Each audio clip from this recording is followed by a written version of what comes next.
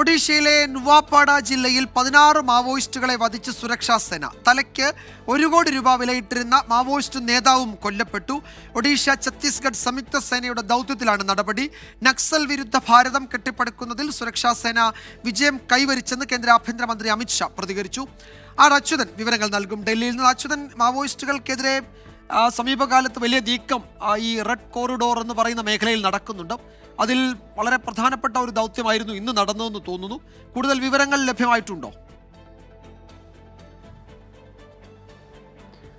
വിജയകുമാർ, ഈ ഛത്തീസ്ഗഡ് ഒഡീഷ അതിർത്തിയിലെ Mainpur police station പരിധിയിലെ വനമേഖലയിലാണ് ഈ മാവോയിസ്റ്റുകളുടെ സാന്നിധ്യമുണ്ടെന്ന വിവരം ഇന്നലെ ഈ സുരക്ഷാ സേനയ്ക്ക് ലഭിക്കുന്നത്. അങ്ങനെ ഇന്നലെ രാവിലെയോടുകൂടി ആരംഭിച്ച ഒരു ദൗത്യമാണ് ഈ തെരച്ചിലിനിടയിൽ ഒരു ഏറ്റുമുട്ടലിലേക്ക് എത്തുകയും ഇതുവരെ 16 മാവോയിസ്റ്റുകളെ വധിച്ചതായാണ് ഇപ്പോൾ നമുക്ക് ലഭിക്കുന്ന വിവരം.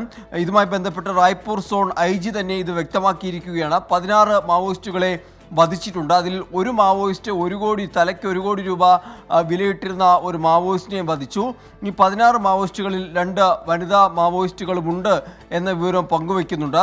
ഇവരിൽ നിന്ന് ആയുധങ്ങൾ കണ്ടെടുത്തിട്ടുണ്ട്. AK-47, SLR, ഇൻസാസ് പോലെയുള്ള മാരക ആയുധങ്ങളും ഇവരിൽ നിന്ന് കണ്ടെടുത്തിരിക്കുകയാണ്.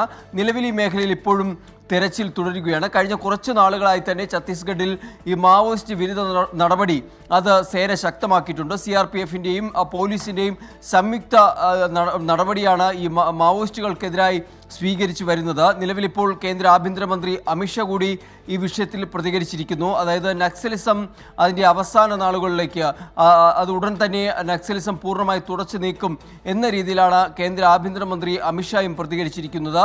നിലവിൽ ഈ മേഖലയിൽ ഇപ്പോഴും തെരച്ചിൽ തുടരുകയാണ്. വിജയകുമാർ. അച്യുതനാണ് വിവരങ്ങൾ നൽകിയത്. ഇന്നലെ രാവിലെ മുതൽ തുടങ്ങിയ സേനാ നീക്കമാണ്, അത് ഇപ്പോഴും തുടരുന്നുണ്ട്.